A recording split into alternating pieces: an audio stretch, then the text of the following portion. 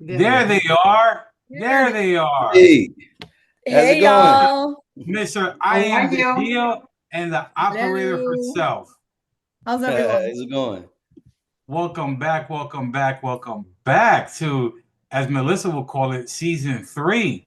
Season Yeah. 3. Woo woo. We're gonna skip all the episodes. We're just gonna do seasons. Seasons. Let's I go to love season. it. I love it.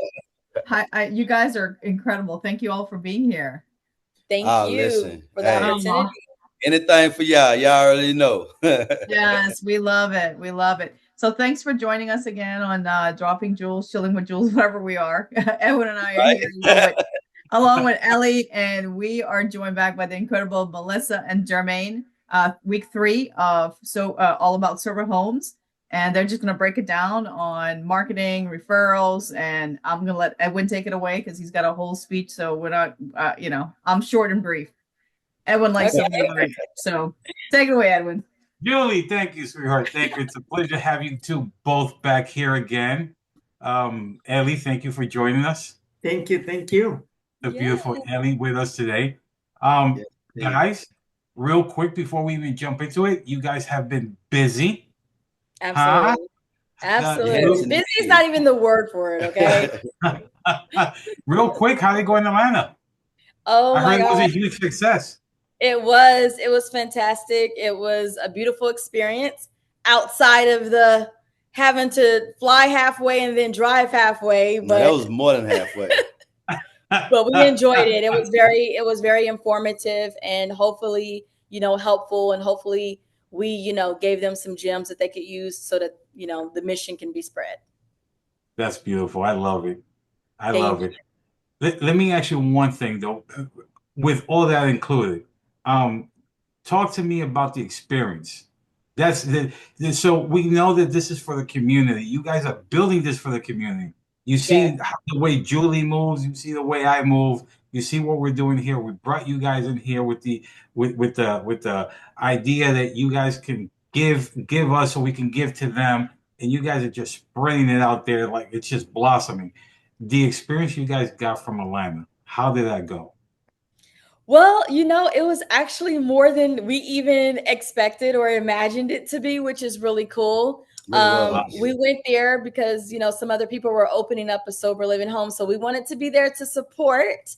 And the most cool part about it, outside of them opening up a new home and us being able to kind of go in there and talk it out and walk it out with them, was we got to actually meet some people who we've met here on the show, the podcast with you all.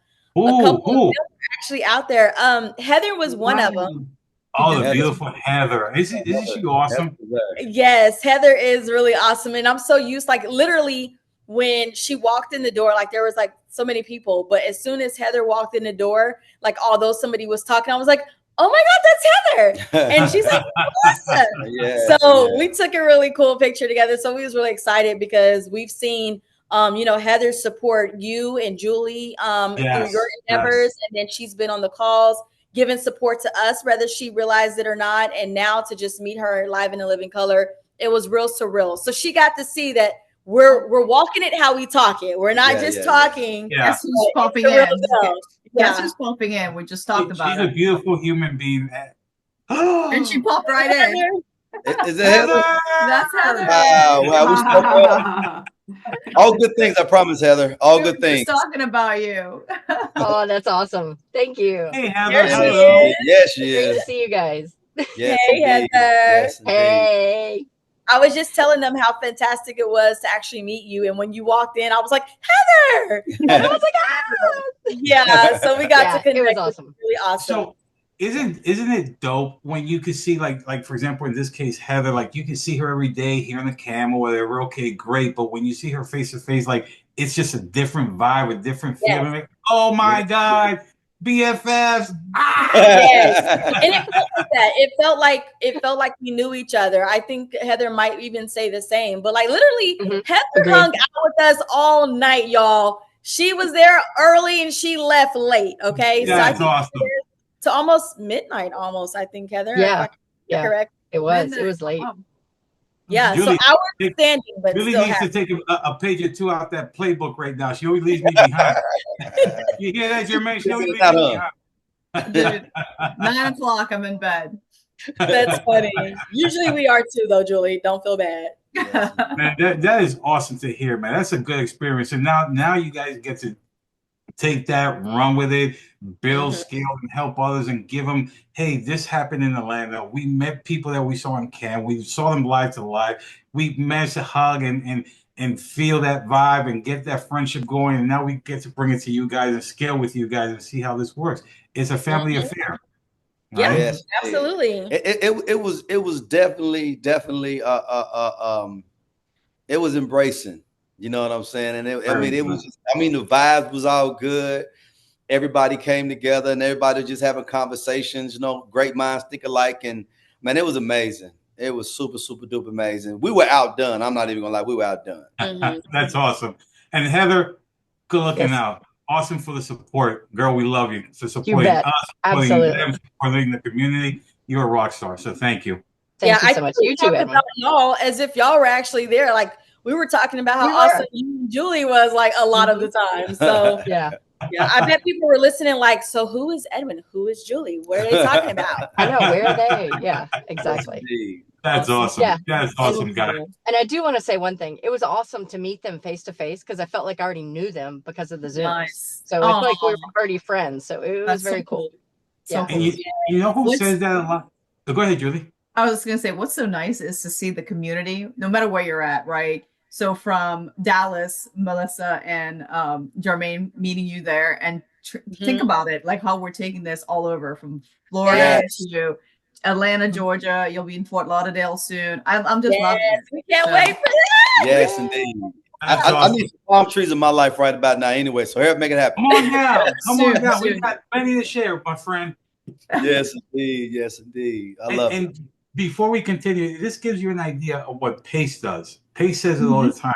You see this right here, we see it, but it's very different when we're side by side. Oh man, you're taller than what you look like. Oh, Yeah. you're stockier than what you look like. Oh, you're a lot better looking in person than you do on the camera.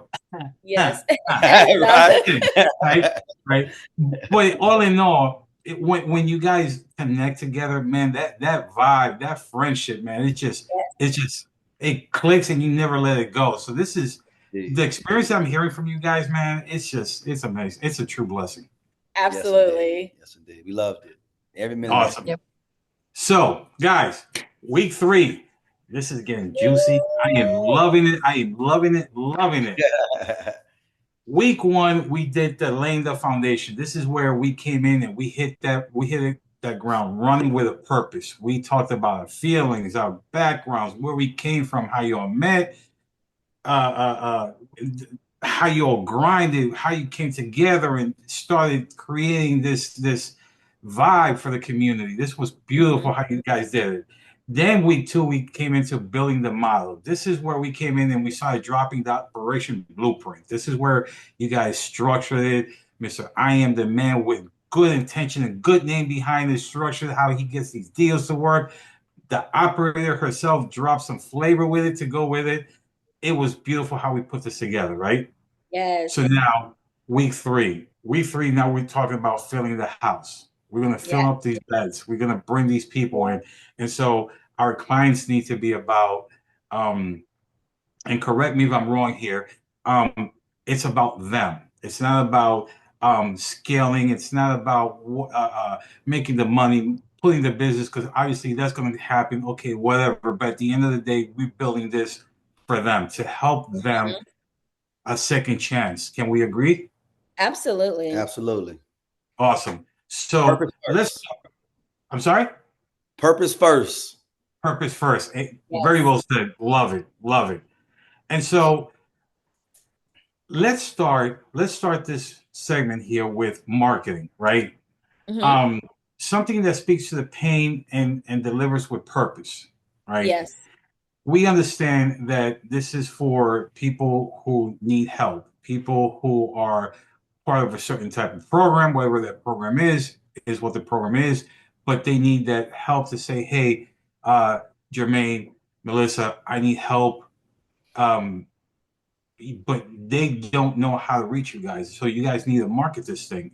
How do you reach me? I'm down at the VA somewhere south, whatever. How do you market where I can reach you guys? Actually, I'm happy you asked. So, marketing gets a little funny when I answer this question. So, I'm going to tell you two things about marketing. So, Let's go. when I first started, or when we first started, if I ever say I, you guys, please know that I'm always talking about my boo too. We're one. I no, we're one. But sometimes I just get into talking, so I say I. Okay. But with marketing, like it's so funny because I really truly didn't know anything about marketing. As y'all know, I've said it before, y'all probably slap me because I'm so bad with my social media right now, but I am going to get better with that.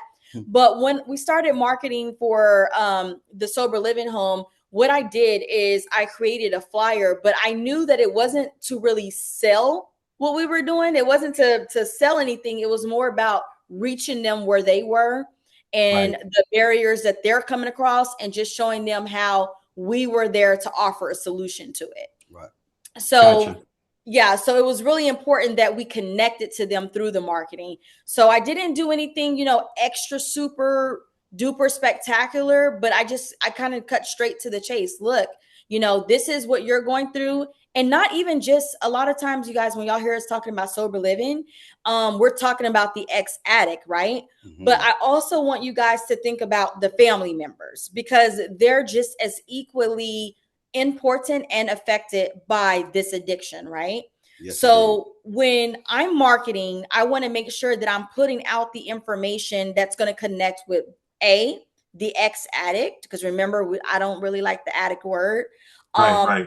And then B, also to that mother or that father or that brother who's looking for a safe place for their loved one to go and get the help that they need. So it's all about connecting and making sure you're meeting them where they are. No one wants to be sold to. So I wouldn't, like it's so funny because when I was in Atlanta, I took pictures of like every time when we were on like passing the stoplight, there would be like a sign that says rooms for rent. Yeah. Okay. And I took Really? pictures of that because I was trying to count how many I came across in a mile radius, and it was 3. Yes. Okay. And it was just written, just written out like marker. Nothing extravagant. They just got a sign and wrote mark on it. And I'm like, okay, people, and it's okay. Like I am not knocking anybody, you guys, because there's tons of things I've did in my business career. There's other businesses we have that, yeah, we're out to get money. Like this is what we're doing. We're going to business, right? Right. It just so happens this is a little bit different for us, but that showed me like if I had a brother that was addicted to drugs, I don't want to just find a sign that just says written in a doggone washable marker, hey, room for rent. I don't know who they're going to be placed with. So I think it's really important to make sure that you're thinking past the average marketing and connect with purpose in your marketing. And so very interesting that you guys say that. And a couple of things. Here's the first one. The one you said at the very beginning, Mel, is when you said it's not just for can we find another word? Yeah, can we find another word for that? Because I agree. I don't like that word either. The person in recovery. Yeah, okay, yeah, the recovering person. Yeah. But it's also for the loved ones, right? Yes. So let's say I'm a recovering addict, but I have a supporting wife next to me. It's also tailored to her as well because she's bouncing off making sure that I'm taken care of as well. So she's affected maybe physically, but definitely emotionally and mentally. So especially nobody's if kids involved.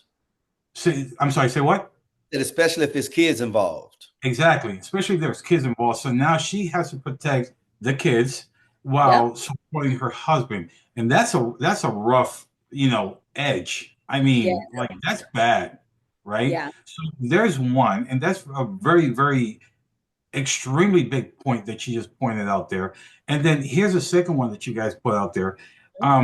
If I'm a recovering person, right? Like you said, you don't want to go find me at somewhere that a room that just came up because I just found it on a thing that says room for rent, and it just happened to be. And I remember something, Jermaine, correct me if I'm wrong.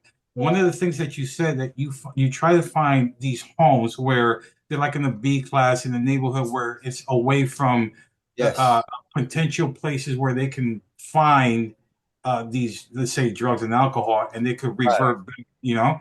So imagine I find a place like this in a neighborhood like that because I need a place to stay, and all of a sudden I'm so depressed I go back to get into something like that, and Exactly. all the work I just put into it, off it goes. Gone out the window. Absolutely. Gone out the window. Yeah. So And I'm so sorry. I'm so no, sorry. no, come on. And just so everybody knows, like there is a need in A and B and C, right? And remember, I made that up. So don't go take that anywhere and be like, oh, well, she said there's A and B. Someone else might not know what you're talking about. Right. That's just something I probably got that from somewhere. Who knows where I got it? But so with the A, B, and C, there is still a need in those C class neighborhoods, but it's going to be all about the structuring at that point, because you're right. They can walk right out the door and right on the corner. You know, like Atlanta, no offense to Atlanta, because I love Atlanta. I wish I can move there, you guys. But what I did notice right off the back with Atlanta is Atlanta blends their neighborhoods a little bit differently than what I've seen done in Oklahoma and in Texas and different places. Atlanta, literally, you can have like this $1 million looking house down at the corner, but then a drug house, 3 houses down, and then new development a little bit more down. Mm-hmm. So it's going to be really important that, wherever you place your house, that you have that structure in place to protect them so they don't just want to walk out. And that is very true. I don't know how very familiar you guys are from Atlanta, but when you take like 85 going north, that atmosphere changes. Just on 85, major highway, right?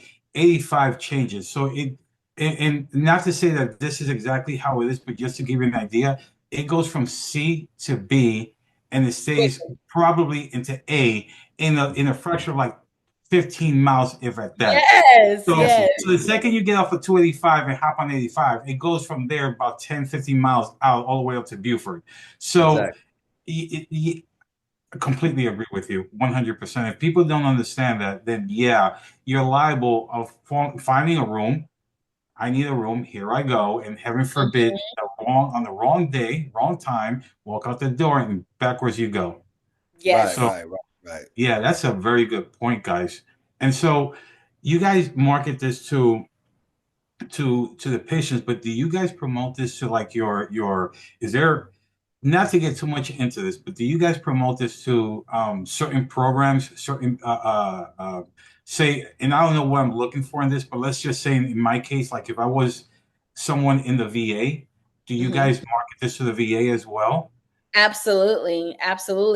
Our goal is that everybody learns of what we do. Our goal is to spread the word. So just like I would spread the word, if, just like you ever go to a corner and there's somebody dancing, holding a sign, trying to get you to go to the car wash, like literally, I think I'm honestly, and I'm not trying to give kudos to ourselves. I don't know. I'm not trying to sound, I don't know. I'm just be transparent. So hopefully I don't sound bad when I say this, but I think what has been the biggest benefit for us and what has kept us being as blessed as we have been to keep beds filled is because we're always telling people what we do. Like, and when we're not, someone else is telling them. So it became word of mouth. So I feel like just as if I was to, example, I was in Atlanta, a whole nother state, not even where Julie lives, not even where we live.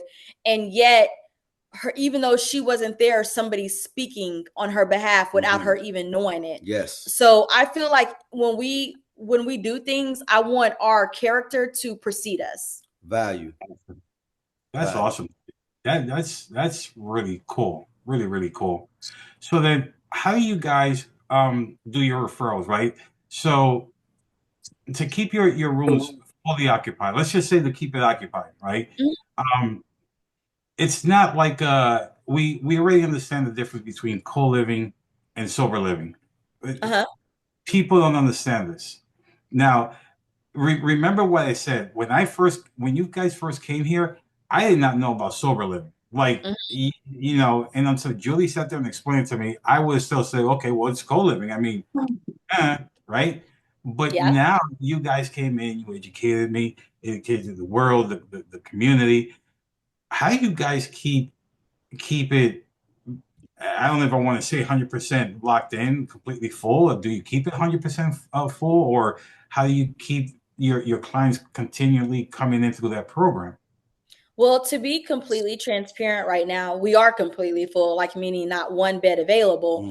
However, I want to be very transparent that there's times, just like with any business, there's going to be some ups and downs. It's just that this business is a little bit more different because the need is so strong. So we've been blessed to be able to keep it. Like if somebody's gone, then I already know Monday, if somebody left today, Monday, I would have somebody else there. That's because it's a waiting list. Yeah. So, Oh. and it's important to be able to measure your success, just like with anything you do. Like when you're able to look back and measure what you're doing, that helps you. So that's been beneficial to us. But I would say, all in all, the way that you keep retention in your homes is the environment that you set, the tone that you set. Like I said, for us, it's not a set it up, leave it alone, and never think about it again. We're building relationship with everybody. So even though like right now how we have the homes running without us, it's still very important that the people that we're putting into place to run those homes are operating off the same love and compassion that we're operating off. It is not just a job for them, Right. but it's still a purpose for them as well. Maybe they can't have their own sober living home for whatever reason. So maybe the way that they give back is, serving, at a sober living home or some nonprofit. So it's all about building that relationship and making sure they feel seen as a person. I feel like if you do that, they're going to tell other people about you. They have friends, y'all. A lot of them. Indeed. A lot of them that need you. Okay. Yes. So they're going to go tell those people about it, because we've had plenty come in and are like, I was at such and such place and the conditions were bad. There was mold here, or they would talk to me like they owned me, or they talked down on me. We do the opposite of that. Literally the opposite. And you see, go ahead. I'm sorry. No, go ahead. I'm sorry. No, I was going to say the stories that we hear, and definitely not bringing up no names, but the stories that we hear, like they're from some big name, sober living homes, and we, in our minds, we're outside looking in. When we go to these meetings and stuff like that, like they're getting praised and about OCAR and all of these good things, but we have real life clients that's coming from their programs. They're telling the stories. I'm like, had no clue. And don't get me wrong, you don't want to believe everything, because they do fabricate a lot. They will bash you. But when you've heard 5 to 6 clients come to your program, and all of them said the same thing about black mold being all over the rooms and all over the bathroom and stuff like that, and they talk to you, I'm like, wow, that's crazy. So we just try to do literally the opposite. You know what I'm saying, of what everybody else is doing, like lead with integrity. Yes. And another thing, I'm so sorry, I'm not going to go too much. No, by all means, come on. Excuse me, I'm sorry. Another thing is building programs. Like literally our homes are not just homes you come in just to lay in and then go to work and come back. Like although we do a lot of outsourcing because we partner with other, communities and organizations, we don't do everything like that. Like there are programs that we have in place inside of our homes that literally help them love themselves even more or help them grow even more. So I feel like they feel like they're getting value there. Not only getting value, but being valued. Give me an example. Clients. Give you an example? Just give me one. Life skills. We offer life skill programs in our homes. Yeah, life skill. And then they also sometimes they build. We started where they start building out their vision boards. Yes, it's a big deal for us. That's dope. Yeah, that's dope. I like that. Yes. I like that. So the reason I'm asking that, it's ironic, Julie. Yeah, let me just say something. One thing that you said is that they're being valued, right? And I think that's key. For them to feel loved, because they feel like they've let their entire family down to be in this situation. Right. So being able to be valued is huge, and this is what's going to set what you're doing apart, what we're going to be doing apart from everybody else, when they feel that love. So again, we stress purpose over profit always. So thank you for sharing that. Julie. I love that. Yes, indeed. Yeah, and so it's kind of where I was going with that, but Julie nailed it. She nailed it with that. And so, like for example, the reason I'm saying this is because like in China, right? What they do in China is they promote you going out. So, for example, the condos there, like I live in a condo here, the condos there are small enough, but they have a lot of activity. So that what they encourage is that you get out the house so that you can exercise and you can walk and you can do your yoga or stuff like that, right? And so when I ask you to give me an example of that, this is a primary reason or primary example of somebody coming through your program and saying, hey, you're not going to lay out like a beach well. We have a program that's going to get you out the house, stretch, yoga, whatever you want to do, but get out and exercise your mind and your body. Absolutely. Get some sun. Yes. Yeah, yeah, and like Julie said, it helps them value themselves a lot better. So that's really awesome that you guys got that set up. Kudos to the both of you. Appreciate Thank you. Thank Appreciate you. Yeah, yeah, and that word of mouth, those referrals, it just keeps on coming. So that's beautiful. Yes. And then on top of the insurance companies, the treatment centers. So the list goes on and on. On referrals. On referrals. Just because On what referrals. they hear. Yeah. Or they come visit a home and they're like, you guys, this is good. And don't think we have like some home with diamond chandeliers and pearly white gates, okay? Right. No, it's just the average home. Like it's not overly done where it looks rich so they're uncomfortable because they've never been in a place so nice. And it's also not something you'll ever be like, I'm afraid to sit on the couch. It's very comfortable, very clean. So don't think, you got to go out there and buy this $1 million house to be considered a valuable company. Don't think that. I don't want you guys to think that. That's awesome. Which brings me, ironically, that you start that conversation that way to my next topic, which is your message to the person who walks in through the door, right? The building the trust before they walk in through the door, right? Because they're going to be scared. They're going to be intimidated. It's something new for them. It's a new world, obviously, something that they know they're struggling, whatever, whether it's drugs addiction, sexual PTSD, any type of situation, right? If I suffered from, just using me, PTSD and I walked in through the door, how do I feel like I'm supposed to be comfortable with people who has some other that are in the program for whatever problem they have going on? Because remember, they've got co-living until you guys came into play. I just understood co-living. So it's you in one room, you in another room, me in another room. We're supposed to be living together, right? But this is a different type of breed. This is actually sober living. So how do you structure this to where I have a problem, I'm part of this program, I'm supposed to be safe in your home. How do I feel comfortable doing this? Well, for one, because it's community. So, like you mentioned earlier, some people, they've already burnt their bridges with family. They don't have anybody else. So when you come in, first off, all of the people who are already there before that person comes in, they already know. Like when I say that smile in your voice Chick-fil-A service, it doesn't just stop at the employees. Right. This goes the same for the people who's in the household. Like they remember how they felt when they moved in. So we always let them know, hey, you need to make sure you're welcoming with open arms. You need to be welcoming, and we're not like telling them, hey, you guys, John's coming tomorrow. I want y'all to put a smile on your face and start lying and make it look like rainbows and Skittles. No, it's just, it really is just a genuine thing. And they remember, because everybody, when they come in, they're scared, especially if you're like that last person to come in and everybody else has been there. They'll tell you, I'm a little nervous, and I'll say, listen, don't be. This is a family environment, and it's a non-judgment zone. And even when we tell them like our story, or tell them, the person that you're working with, they've been through this before, it's seriously no judgment when we say it.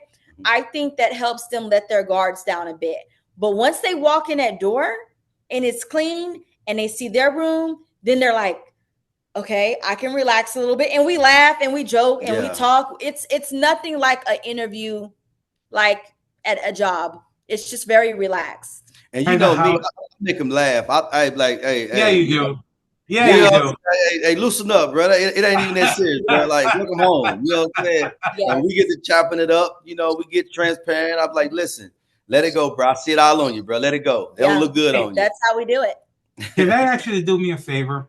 Uh-huh. If you can, I want you to bring up the picture of that man you celebrated his birthday. Oh yeah. Did I If tell you you about can. that? I can't remember. I told you about that. Oh yeah. Jermaine, help me out here, please. You know I be forgetting. Don't Yes. do me like that, Edwin. You know I be Yes. forgetting. Thank you. I'm glad the season caught it. The season code. Okay, I heard y'all. One thing Yes. I like about you guys, it's you're so transparent, and you know, from everyone that's on here, you can see that they're genuine. You can see their hearts. So Oh, Yes. thank they you. love this. So you know, it just carries forward. Like we can just see it. You just soften Yeah. it up. Thank Soften you. it up. I love it. I love it. I love it. And it's a I'm about must. It's a must that the community sees what you guys are doing here. He's a very good. You two are a very good example of what this is about. But the bigger example is what you guys did for this man right here. So yes, yes. when you pull him up, please tell the community exactly what you did for this man right here. Okay, I have it right here. I'm about to share my screen. Okay, guys. Let me Shoot. make sure. I'm pretty sure Okay. I gave. Yep, you're good. Sure. Let me see. Okay, all right. All One right. second. Why, when you looking for something, you can't find it, but if you wasn't looking, it'd be right there. Hold on, y'all. I'm sorry. What, like the laptop in Atlanta? Oh yeah. Oh my gosh. Oh Jesus. Oh man. That's a You whole guys, other I left story. my laptop in Atlanta. I'm still sad about it right now. Okay. Why isn't it? Okay. Open systems. I'm sorry. Hold on. Julie, worst case scenario, I might have to send this to you because for some reason, Jermaine's computer is saying that I got to do something in my settings and I don't know what that is. I got a lot of permissions on mine. You can't just have your way with my laptop. Okay, here, I'm going to just shoot it to you. And the idea behind this picture is going to take me to my next topic, but I want you guys to tell the community a story about this guy here and what you guys did for this guy. Because, again, we understand that this is a business. We understand that we're trying to grow it. But in the interim of growing it, it's also giving back to people who need it. And I've been saying this from day one. You guys are the perfect example because you guys been doing it. So Right. I want to be able to share this story with the world. I know we did this on week 2, I think, but I know we have some new folks here, and I don't know who saw week 2. If they didn't, I want it on week 3, so they can understand exactly the success that comes out of this. Quick question. Did my screen ever show up? Are y'all able to see it? No. No. Oh, okay. Well, Julie and Edwin, I just sent it to you in text message. If y'all can maybe airdrop it to your computer or something. I don't know all that jargon. Try. Okay. You got it, Julie? Give me a second. What's that? So while this comes up, the messages you guys put out there for these people to come in and feel comfortable, feel safe is really amazing because a lot of people are sketchy. And no, let me phrase that. I don't mean sketchy. I meant like they feel like sketchy or feel like nervous or like scared, like oh my God, like dude, stay over there, right? Yeah. This next picture, when it comes up, is a true reminder of why when people walking through the door, like you said, it's clean, it's family. Jermaine himself, hey man, calm down. We're gonna vibe. We're gonna kick it. We're gonna have fun doing this. And so, Julie's pulling it up right now. This picture right here says a million words. Guys, can you do me a favor and just go ahead and run us through what this is about here? Yeah, you guys. So I want to first off start with a quick disclaimer. So I'm not saying that y'all or anybody going to do this, but this picture is just between all of us. It is posted on our social media, but we put a heart on his face so his face wouldn't be exposed.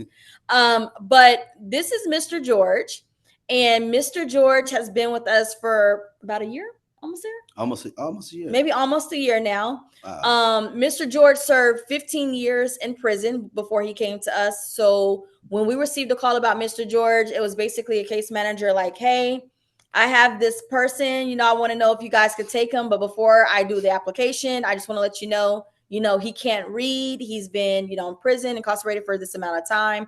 Is this somebody you would take? So, of course, we made sure, you know, he's not a registered sex offender or anything like that. And we decided to give him a chance, because a lot of people would not, because he can't read. So they think in their minds, well, how's he going to do the chores? How's he going to follow policy? Yeah. But we took this on without question. Like, I was like, absolutely. Because all I could think of was, again, I don't know if I ever said that, but just, I don't know who's believers. If you're not, that's okay. But for me, I just always think about how in the word it says that, you know, he will leave the 99 for the one. So in my mind, I'm like, I got another chance to help one of God's angels, and I'm about to, you know, activate this. And so Mr. George moved in, and this was the other day at Mr. George's.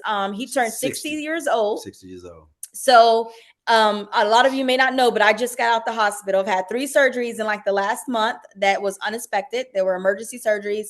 And this was probably 3 days after me getting out the hospital. Like, it was that important for me to go face to face. 2 days. 2 days? Okay. 2 days. 2 days. Yeah, it was that important for me to go face to face to him and tell him how much we appreciate, and we wanted to honor him on that day. And literally at first I called him that morning because I thought he was going to be at work. So I was really trying to ear hustle and find out, was he going to be home around the time I wanted to come or whatnot? And he said, Miss Melissa, I took off today because I think I deserve it. And I was like, that's right on, right? So I sung him happy birthday, and he got emotional. He got quiet. He did. And then he said, I haven't had that happen in years. And I was like, oh, Mr. George, you know, it's okay. You know, we love you. Because that's how I talk to him, right? So then we show up at the house with some cupcakes, which is, you can't see in this picture. But we showed up to the house with some balloons and some cupcakes, and he was sitting out on a porch. So I called one of the other guys, and I'm like, hey, we're about to pull up. Do me a favor, have everybody at the front, and then have, you know, make sure Mr. George isn't right there so that when we walk in, he doesn't see it. So Mr. George walks in, and when he walks in, he stands back, and he's like, like trying to hold in that emotion. Yeah. And he was like, oh, guys. We sung Happy Birthday. Yeah. It was the worst happy birthday song I probably had in a while. We were all off beat. Everybody was off beat. All the dudes in the house, they were on the wrong tune. But in the low, left, the right. It meant everything to him. And something else that I want to bring up, and I mean, some people might say, why'd she have to bring that up? But I want to bring it up. So another thing, like in the world before meeting Mr. George through Sober Living, if we were to have met him 15 years ago, he might not have even talked to us because of our color. Okay. He, you know, he was from something different. And that's what I love so much about this is like, you are put in place, whether it's you or the person in recovery, you're put in place to set the narrative of something totally different. Yes, so look at this picture. He's hugging me. Like I let him make the first move to put his arm around me before I put my arm on him. Right. You know, and it's just been love there. And I believe that, you know, he's seen something different than what he may have been taught about us. And we've seen something different about what we may have thought about him. And it's just a beautiful thing. So I'm down for Mr. George, y'all. That's all I gotta say. And I'm gonna say this as well. He's healthy on this picture. Very healthy. When he came to us, he was so fragile. Yes. He was like a zombie. I kid you not. He was a zombie. He was fresh out of treatment. Yeah. They had doped him up with a whole bunch of medicine. Yeah. It took 3 days for all of that to kind of like get out of the system and wear off to where, I mean, he was mumbling. He kept saying, I'm dumb. I said, no. Yeah. I don't want you to ever use those words around me about yourself. Yeah. I said, we speak life. You can speak life with the tongue, or you can take. So I said, we always going to speak life. We're always going to speak positive. So to this day, when he get ready to say something wrong, he said, oh, no, he'll correct. Yeah, he'll stop himself. He'll stop himself. And yeah, I love it. Yeah. Everybody loves George. So here's the deal. So it just goes to show how you just said 15 years ago, this would have never happened, right? But he said something not so long ago, and I can't remember how far, but it wasn't that far along, where he made it very clear. This is not about color. This is not about where you're from. This is not about your whether you're rich or poor. This is about everybody. This is the Yep. community. This is about, I can't physically reach out and touch someone, but you know what? You're in Oklahoma. Heather is in Atlanta. We're in Miami, and here we are connecting. It doesn't matter what your color is. It doesn't matter where you're from. It doesn't matter. Your heart says it all. And again, from the beginning, I've been telling you guys, your blessings are going to pay off because your picture says it all. This man didn't. You guys didn't have to go through this, especially you coming out of surgery. Yet you had the man in tears. The man never had a birthday, and probably didn't know what to even do with himself at this point in time. Probably didn't even want you guys to leave at this point. And if he did, And that was the hard part. You know, so now you guys are family to this guy, and it's the only family he probably knows because 15 years behind bars. I've never been behind bars, but I can only imagine at 15 years behind bars, that would mentally do something to the top of your head, which brings me back to earlier when I said, how do you welcome somebody to a home that has a problem with trusting or trying to say I'm part of a program and I need help, and how do I get around this thing? Point given. Look what you just did. Just like that. It's Just true like love. that. It really is true love. Because they are going to be guarded, you guys. Again, I'm not saying when they come in, they're going to be peaches and rainbows, They are guarded, especially coming out of prison. They got those walls up. They're looking like this. You'll see them when you're talking to them. They're like, watching their back. Like, you're going to get adjusted to that kind of stuff, but you're going to see it. But you just got to respect it. Give them their space. Give them their time to adjust, and it'll work out. Don't be ready to go in on them. Don't be ready to drill sergeant. They don't need that. They don't need that. They need you to understand that they're like Mr. George. He was in, I want to say he said it's almost 19. It might have been 15, but that's 15 years of being left behind. Like they come out with new iPhones every year. Yeah. He can't even work a phone, guys. It stresses him out. Our house manager already knows she has to, if we do anything different with apps, she has to go over there and teach him. Mr. George makes that known, and we're okay with that. It's not even a situation where he's like old and can't do it. It's not that. It's just literally he does not know technology like that. When he went in, there was, what were we doing? Probably like the big heavy phone. I don't know. Nokia's. I don't know. I can't remember. But all this is new. So you got to be graceful, just like you would with a little kid. Wow. Which I'm glad you did that, because I'm going to bring you to my last topic. And Mr. George is a primary example, but given what you guys have done and given what you guys have been through with a lot of other clients along the program, it brings me to the retention part. I am pretty sure that if I wasn't comfortable, I wasn't happy, I'd be out the door. Yes. Obviously, Mr. George, being that we just spoke about him, is a complete opposite. What's your retention like there? So I think somebody asked us this question last night when we were at the event. I'm gonna be transparent with you guys. I cannot give you a number or any kind of vacancy numbers or formulas. I can't do that because we don't use it. So I can't, I'm transparent. I just don't have that for you. But what I could tell you is everybody who comes in your home may not be the best place for them. But when you see that, then that's when it's so good to have relationship with other operators as well, because you might call up and say, hey, Roni, do you guys have a spot for a man? He's not maybe the best fit here, but I think he might work with you all, because maybe Roni's program might have a little bit more structure or do something different. Everybody's program is going to be different. You guys can call 10 sober living homes today. They don't all operate like we operate. Guarantee you. And there's some amazing ones out there, even more amazing than us. They may be more relaxed than us. They might be more structured than us. So the good thing about it is that if they don't fit your program, remember the goal is not the money. So help them get placed somewhere else. If they're in your program and they need to go because for whatever reason they're not a good fit and they're causing disruption in your home, don't just throw them out and lock them out. But you're going to lock them out though. But But make sure you do that with giving them resources of, hey, here's this website, go to this website, and you can, find other sober living homes, or make a couple of calls if you have those connections. And I think that's what makes us so successful, is because we're very resourceful. So be resourceful for your people. If you're hiring somebody, make sure you're hiring somebody who's resourceful.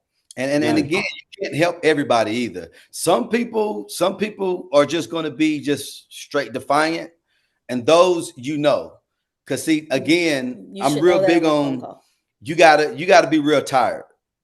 And I think I mentioned this in episode 1 or 2. I know what tired sounds like.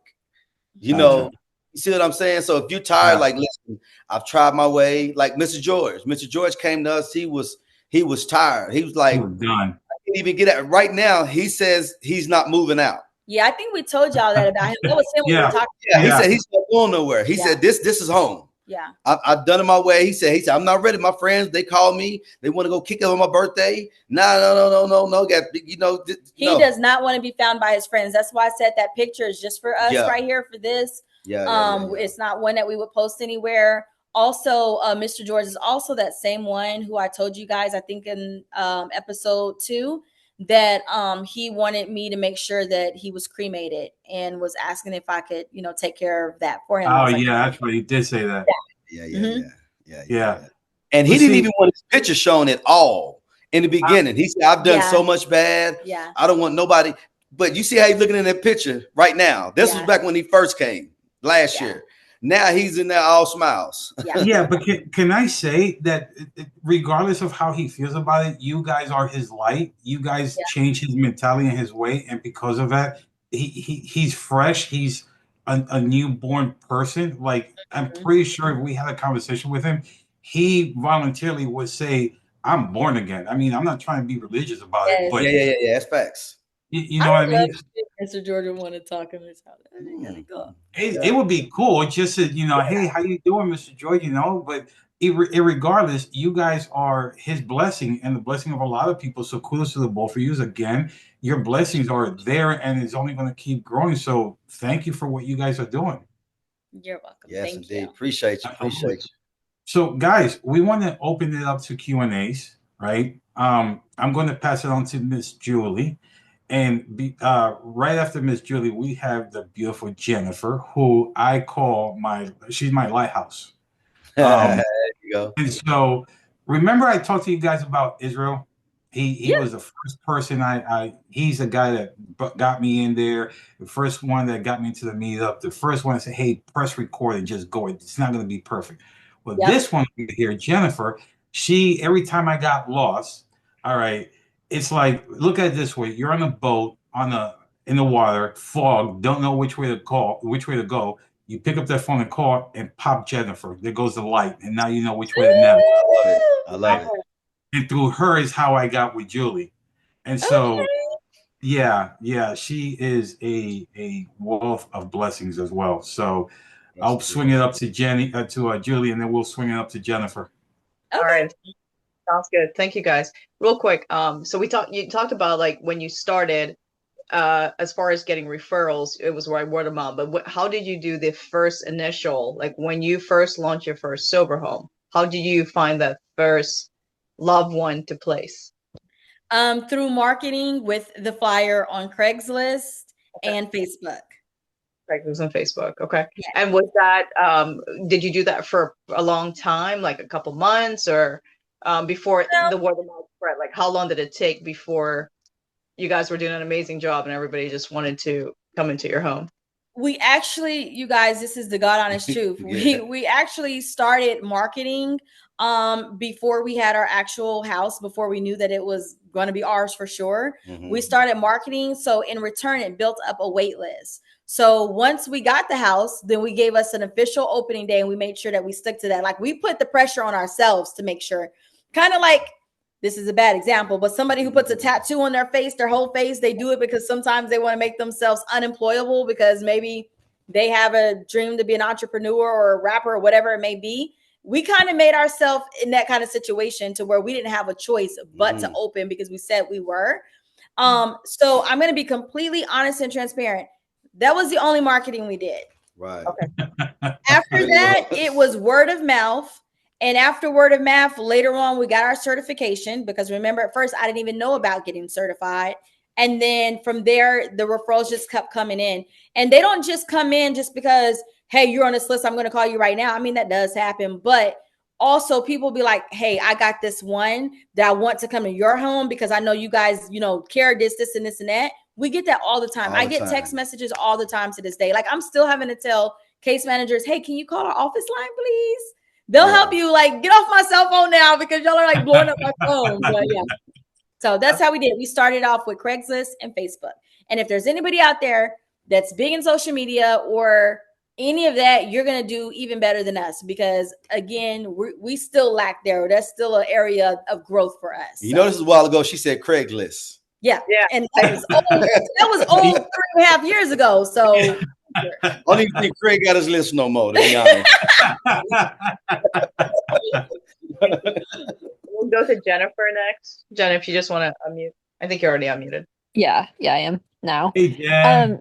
Hey, and I haven't heard from you for a while because sounds like you're finding your path there. So I'm so proud of you, and I'm so glad you guys are working together, Julie and Edwin. So, Thank you. I love the programs, and I love, like you said, caring. We care for these people, their loved ones, and that attitude is amazing, and I think that's super important. This gentleman, he doesn't want to ever leave, but I'm wondering, is there different, and maybe you have different homes with kind of different types of people, but how long in general do people stay, and is there any encouragement for them to move on, so that they can live in, your houses are very nice, so maybe they don't ever want to leave, but do you know what I'm getting at, like Right. move on and have their own home, or maybe room with each other or something, in a way to help them get to that next step. Like, to Transition. me, yeah, like, to me, like, I've always wanted to do more like transitional housing, and the programs like you're talking about, I want to help them with their mindset, help them with all of their financial, getting everything, and help them with getting a job and getting everything set, and then getting them into their own place, or getting them. And so I understand wanting to stay in the community, and everything, but like, how does that work for you guys, and you just let them stay for however long they want, or is there any kind of plan? So that's an amazing question. I think somebody might have asked that before too. So with your homes, okay, the goal is not to get them and hold them. Mm-hmm. The goal is not to have them live with you forever. The goal is to transition them. But what you want to do is, you don't want to, this is your choice, okay? Because if what I say does not mean it's set in stone. There's going to be some sober living homes. They have a 6-month rule. Some have a 9-month rule. Everybody's different. For our homes, everybody, to me, we deal with everybody on a unique basis. So what works for one doesn't work for the other. This person might get up on their feet fast because they have a background of, knowing about how to get a job or knowing how to be independent. But then there's the other person who they come from an abusive background, so nobody ever taught them how to do a chore or whatever the case may be. So we respect that everybody is at different levels. The goal, when they come into our program, they're going to learn within the first 3 months. They're going to have a bank account. They're going to have a belt. They're going to have a watch, which y'all are probably thinking, why is that important? But we think that that's important, that you have a belt on, you're not sagging. You have a watch, so you know what time it is, you know where you're going, so that you're looked at a certain type of way. You're going to have a wallet. They have a wallet. They have life skills. So anybody who's coming through our program, they got 10 days to get a job. You can't just get a job if you don't know how to get a job. So that means maybe helping with resumes, direction on what it is that they like to do. So yeah, I just want to make it very clear. Our goal is never to hold anybody, but we also understand that there's going to be people. I mean, we've probably had about a good 4 people I can name right off the top of my head who's like, this is my place. This is where I'm going to stay. And it for Mr. George in particular, Mr. George, this is why he said he wants to stay, not just because he doesn't have family, but he knows he has friends out there waiting and calling for him, right? So if he gets back to them, he already knows himself enough to know that he doesn't trust himself back in those conditions. So for him, he told us outright, I need this structure. Yeah. I need this. And again, coming from prison for 15 plus years, you have somebody telling you what to do every day, every moment, when to wake up, when you can eat, when eating is done. So to go from that type of structure to your own place, it does not work for everybody. Like, I don't know, like if any of you have like any family that's dealt with addiction is a stronghold. You can have somebody clean for 8 years in a matter of fact, we have a firefighter right now. He was clean for 5 years, went out to one event with some of his friends and went right back to cocaine. Wow. So literally his captain, while I was in the hospital, the one that I just told y'all about is the only time I've been in the hospital.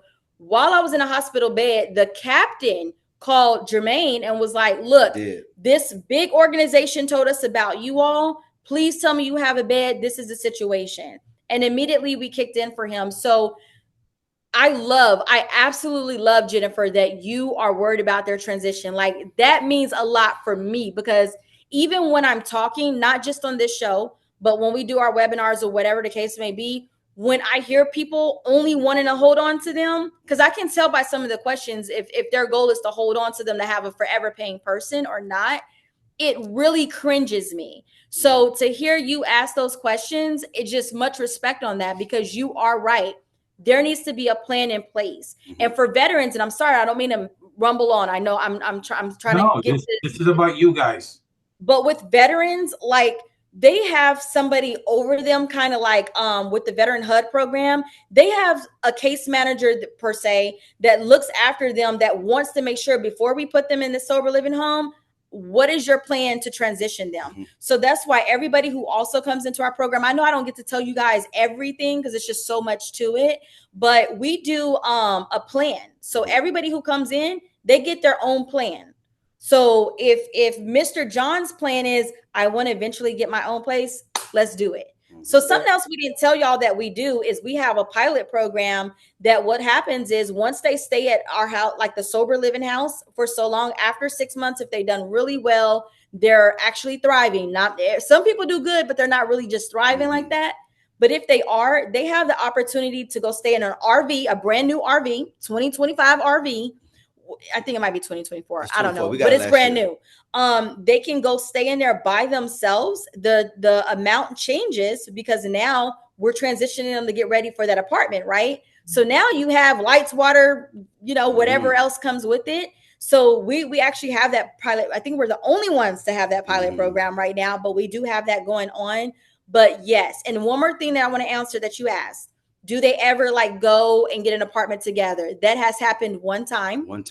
Now we got plenty that go get their own apartment. We serve as a reference for them. So the apartment complex will call us and ask how was their payment history, and we do vouch for them. But we did have one that he literally, like, we knew this was going to be a problem, right? So he was a house supervisor. He was with us for about maybe 8 months or so. He was doing really good. But he was that person that kind of talk a lot, like a whole bunch. So when we knew he was getting his apartment, we told him, great, let's wait until we tell everybody that you're going to be moving, because you don't want anybody pulling people with them. And that does happen. So that's exactly what he did, exactly what we told him not to do. Like, we were going to tell them about it when the time was right. He talked to his roommate and convinced his roommate, hey, you know what? You're paying $650. Come move with me, and we're gonna split $300. He kind of talked like that. Yeah. We're gonna split $300. And guess what? It was appetizing. And guess who moved? Both of them. Okay. And this is why it's so bad. This person who he convinced to go didn't know the type of issues that he was dealing with.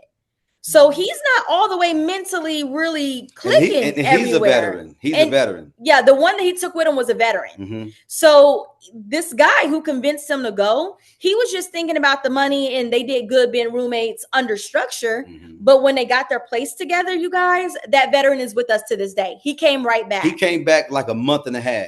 Yes. He wasn't ready. He wasn't ready. He wasn't ready. The veteran he said this is too much freedom. The veteran wasn't ready. Mm-hmm. And to this day, and this is why I say, this is why you don't want to hold on to everybody. And this is why we don't put a time limit on everybody, because we're not God. Yep. I can't tell you when you've kicked your addiction. So that's why we don't put time frames on people. And we just let you stay as long as you want to stay, because only you know when you're ready, and only you and God knows that. So this veteran, the one he convinced to move in with him, this veteran, he gets claustrophobic. He's claustrophobic.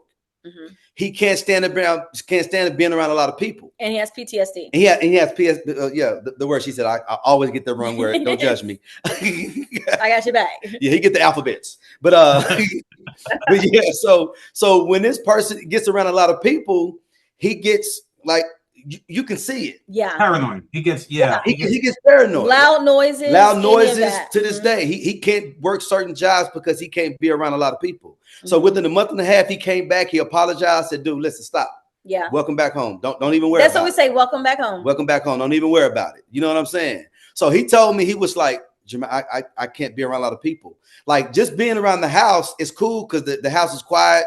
Matter of fact, him and Mr. George, they share rooms now. They share rooms together. Yeah. Matter of fact, they share rooms together.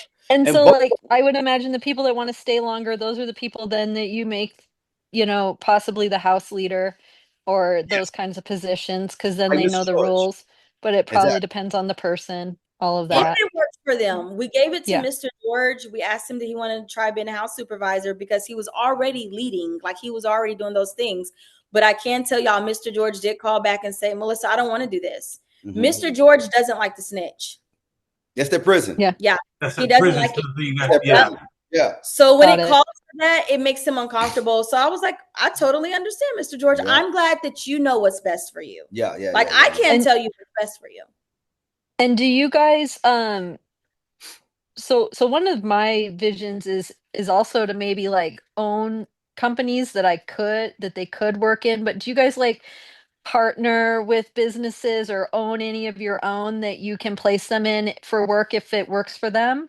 Like, are you guys, do you have those kinds of connections now? Yes, we do partner. We do have connections. Something that I tell people is I'm that resourceful person. If I go into Target, I'm looking, where's the board? Are they hiring? What type of people are they hiring? Do they do second chances? Yeah. I'm always on the hunt. So literally, like, I'm a lot of resource in this head, right? Mm-hmm. Because I'm always searching for it. So we connect them, like there's staff agencies that we're connected with. I call it that. I say we're partnered with them. We don't have any official paperwork in place, but we do send people to them and then they, work with them. Now, as far as in our own business entity, we have decided that we were going to start a lawn service and then let them work the lawn service. But then our insurance guy was like, "Hey, before you do that, if you're going to be giving them the car to drive, let me tell you about the liability you're placing on yourself." Yes, so that kind of discouraged us a little bit. But it's not out the window, though.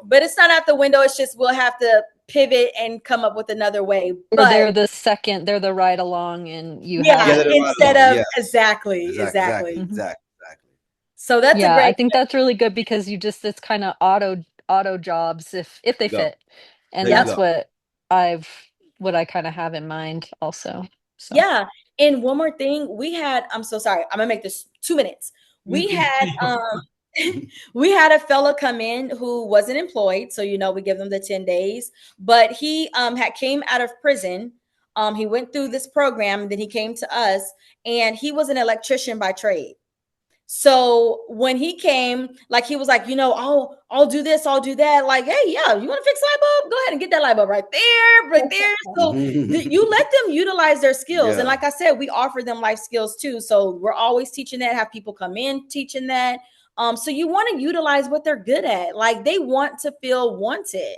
So I would say that if you did that, Miss Jennifer, and you had like a business that they could do without assuming so much liability, girl, they would love you. Yes, indeed. They do ask us all the time, are y'all hiring? Because remember, they think we're employees. Yes. Right?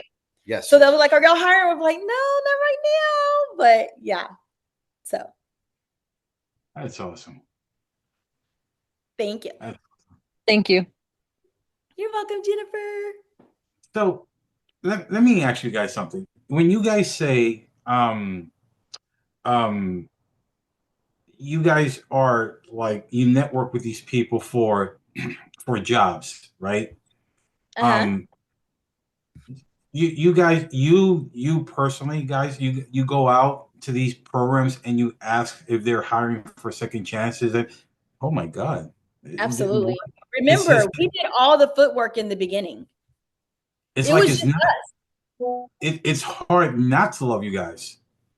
Well, thank you. But really, I mean, we were only doing what we're supposed to do. Like, we're supposed to be good at what we do, right? So in any business, you're supposed to be that I forgot what they call it, but basically it's like the person who knows everything about that field. Mm-hmm. Like, if I go talk to a lender, I need to know that the lender knows what options are available to me. If I go to a bank, I need to know what products they offer so that I can know if I want to bank with them or if I want to go to the credit union. So I just feel like it was my duty to make sure I had all this in place because I want them to be successful. Yeah. We'll be in Home Depot and ask Home Depot, do they hire second chance? And Home Depot does, guys. Yes, just so y'all know. Yes, I do. Really? Yes, I do. Mm-hmm. Oh, I didn't know that. Yep. They're a second chance employer. Do you know Lowe's has a parking lot for veterans and Home Depot doesn't? Didn't recognize that, no.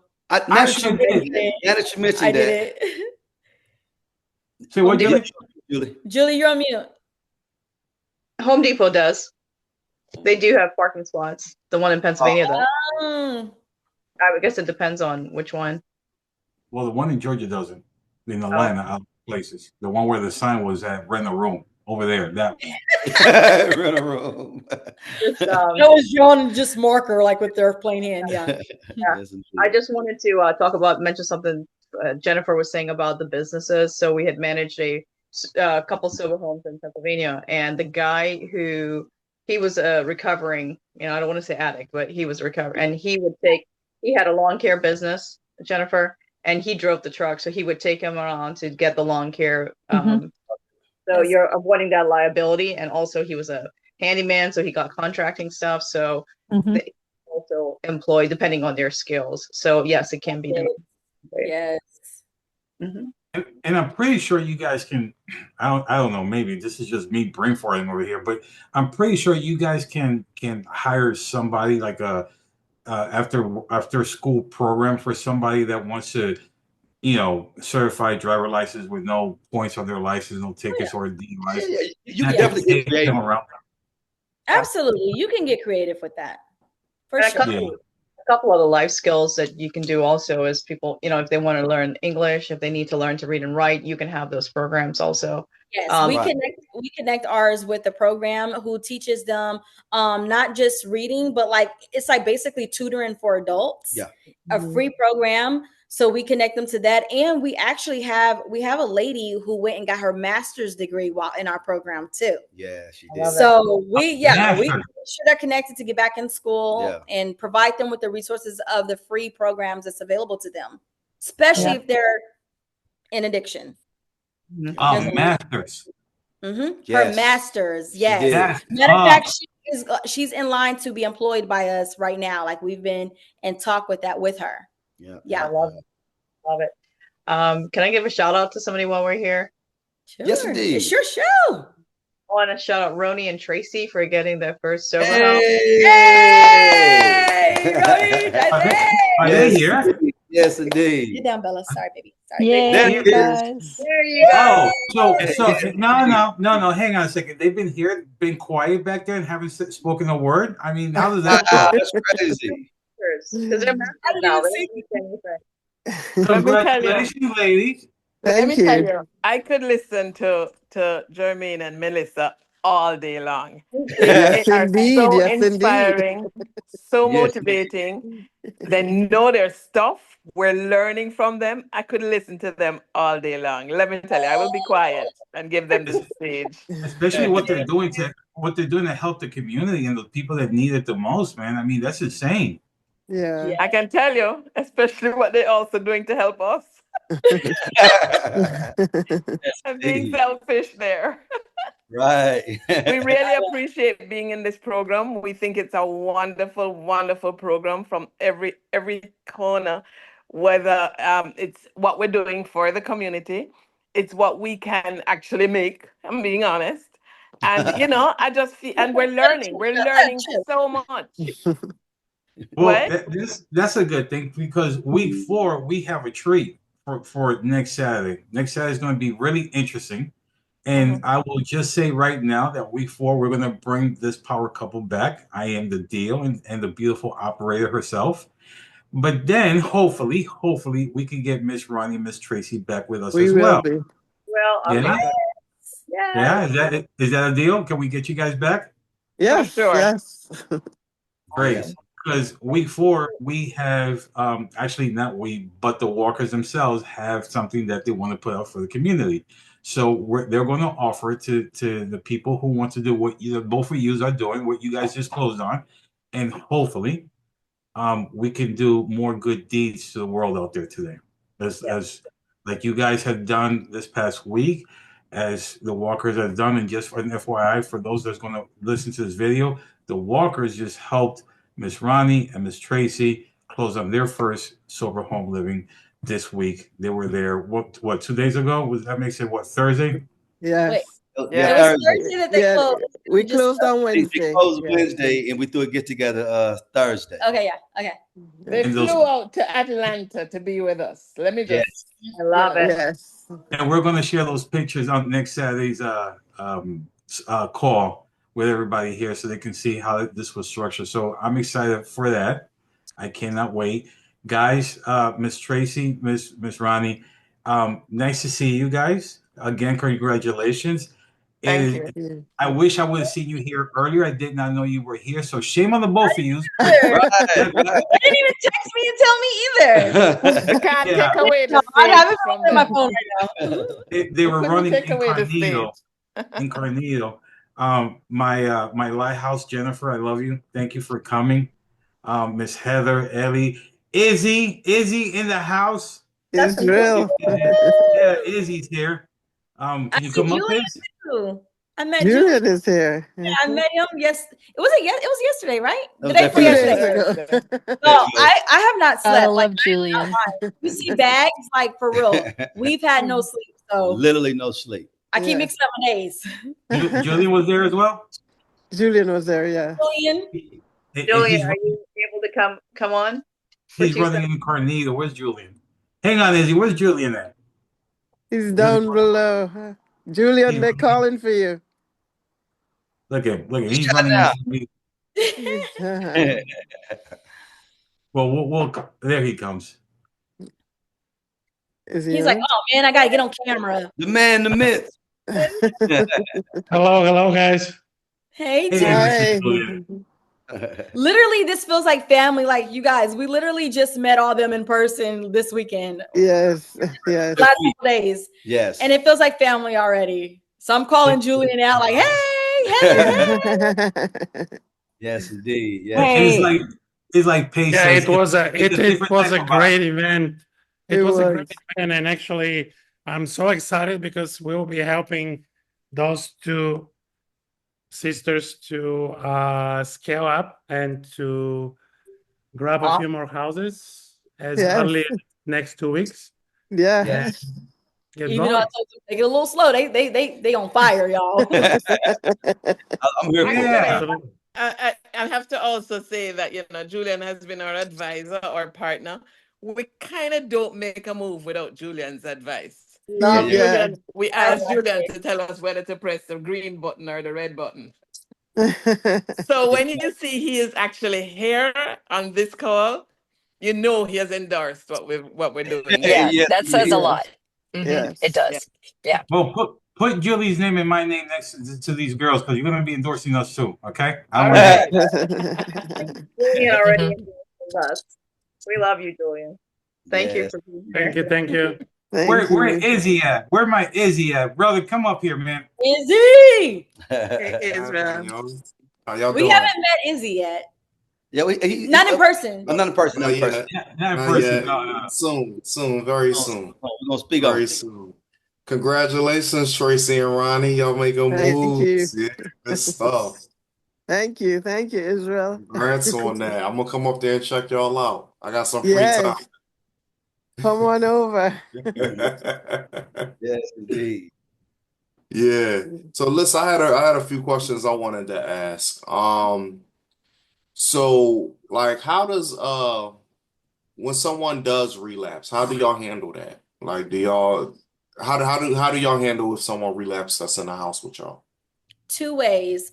So one, if they relapse and we know that something's going on, they're needing some extra help. We've had one person do that. We've had two people. Okay. So one person was relapsing. He claims he was not. He claims he was having the flu. And for him, 911 came and picked him up. The ambulance came and picked him up and took him. But once we realized that the goal was he was going to get to come back because we weren't for sure if it was a relapse or not. He was, there's some signs that you can recognize, but this happened at like early morning, like 2 something in the morning. So he went off to IMSA and we were waiting to see what the records would show because the hospital, they'll give them paperwork.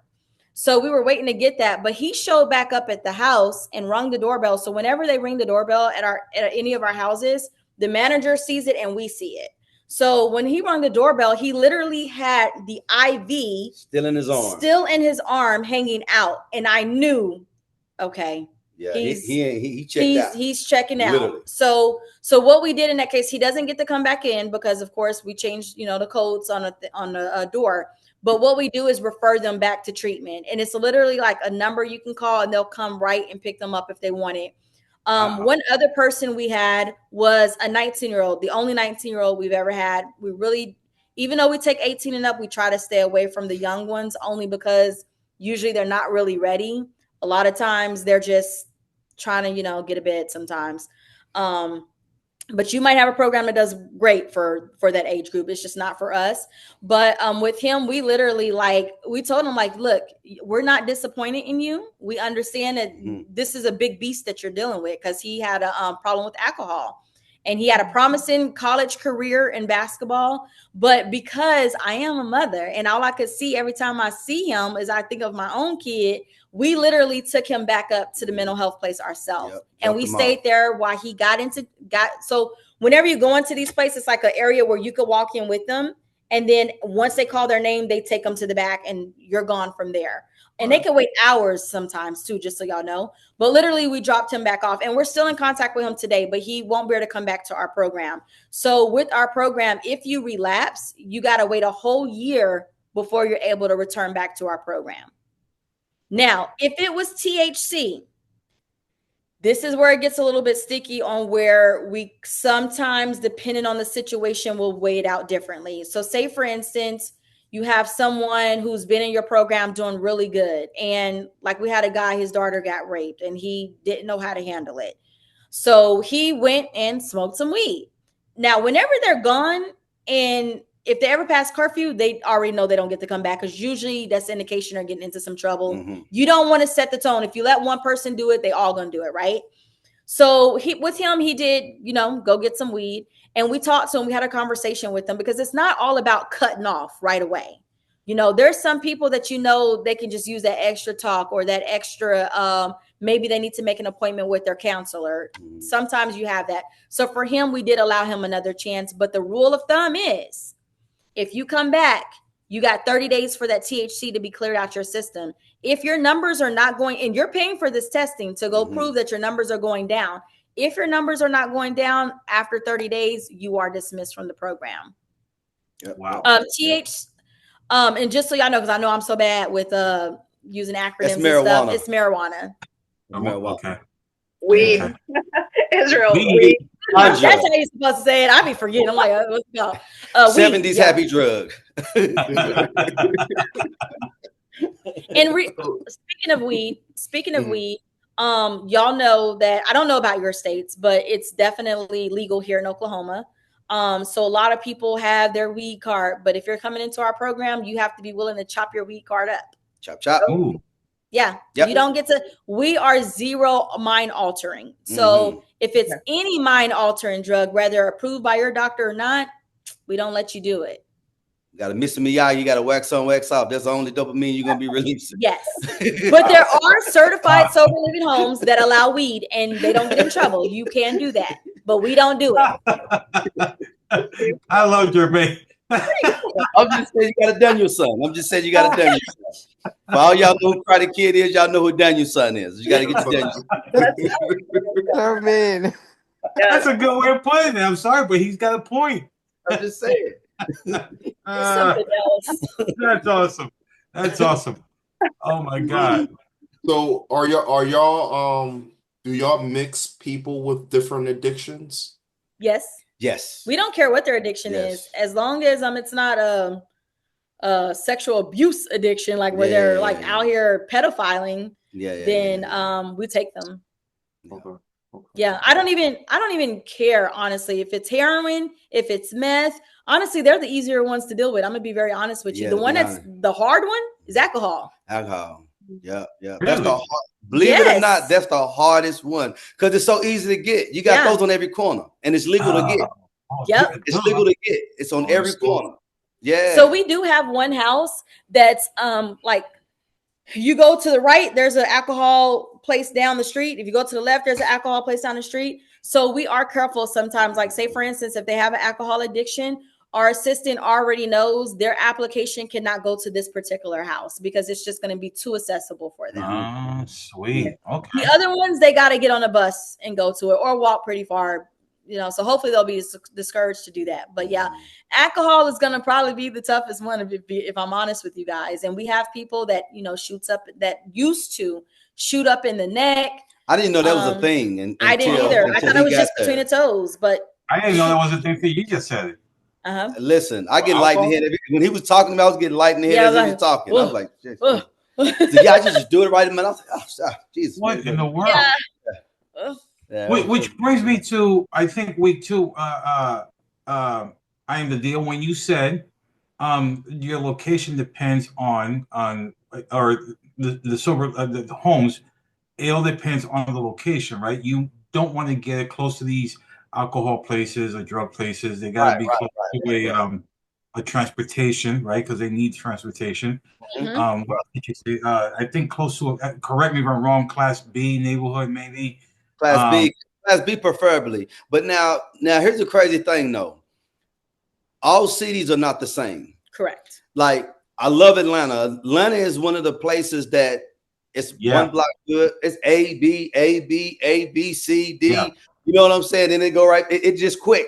So with those type of neighborhoods, it's a need in those neighborhoods, especially if you're in real estate, you can see what's on the come up happening. You know what I'm saying? So if you can get that real estate early and you can start putting them in a position to where this is an up and coming neighborhood, then sometimes you can go for those. And that's when your structure is going to be. That's when your structure is going to come into place. So it's a system that you got to put together. I'm gonna just say that you got to be real strategic on how you lay it out, but it can be done. It can be done. Awesome. Izzy? Yeah. Can y'all talk a little bit about the income on the properties? Sure. Is that okay? That's a week 4. I'm scared. I look at Izzy. He's like, man, come on now. That's a week 4, baby. That's a week 4 because there's a structure behind this. So, like we've done all the other weeks. Something simple will be okay, right? Okay. Because at the very same time, we are going to bring, to our surprise, we're going to bring Miss Ronnie and Miss Tracy as well for week 4.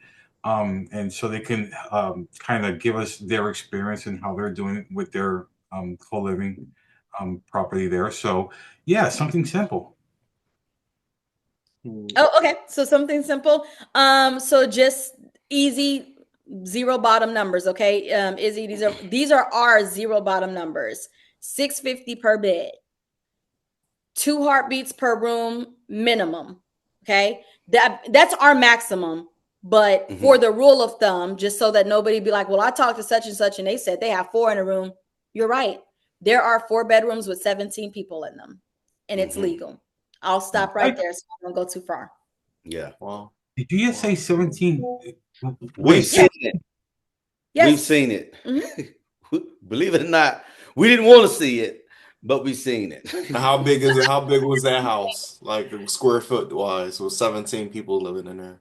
This was like was it 3,000? No, this was. I don't know. I would be guessing if I told you. I want to say it was an average 4 bedroom. It was average 4 bedroom, but it was over 2,000 square feet. Okay. It was a nice size home, but yeah, that's a lot of people. Like, Yeah. do y'all deal with regulations? Like, I know in some states, or cities, like you only have like a certain amount of unrelated people living within a house. That does not apply to sober living. I think that's also a 4. I don't know. But yeah, that does not apply to sober living, Izzy. Okay. That does not. And that's the. Yeah, it's a recovery home. They don't, just like the evictions and stuff doesn't pertain to it. Yeah. Nope. Essentially, they're a protected class. Yep. And it doesn't matter the neighborhood. I don't care if there's an HOA. HOA, BOA, DOA, it does, all in alphabets. It don't matter what it is. They protect. Y'all can get around HOA rules. Well, y'all can get around HOA rules easily. Let an HOA try to sue you. They will be. It's just like trying to sue somebody who's disabled for being disabled. I crip walk all around HOA rules. I ain't gonna lie. Mental health. Mental health is considered a disability.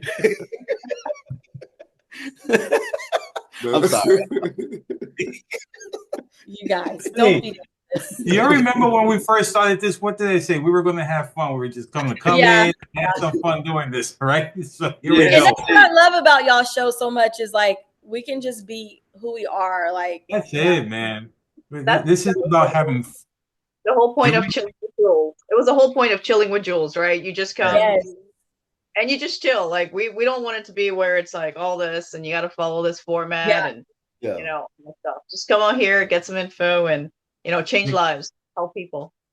Making it like some kind of urology or funeral. No, man, we're helping people, and it's a process of helping people. We're having fun doing it, man. This is what it's all about.